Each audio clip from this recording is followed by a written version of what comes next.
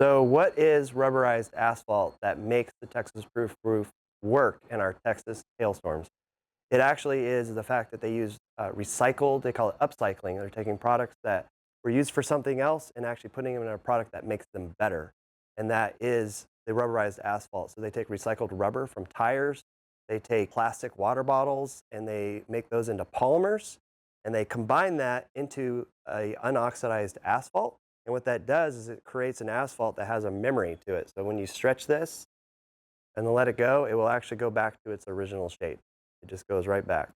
And what that does is when the hail hits the roof, it causes the granules to hold on, or the asphalt to hold on to the granule. It kind of hugs it, and so you don't lose the granules off the roof, causing damage to your roof. And so you've probably had hailstorms before and you see the granules come out your gutters and things like that. This just is going to handle that hailstorm so you don't have to file that claim next time, and you save on your insurance with insurance discounts.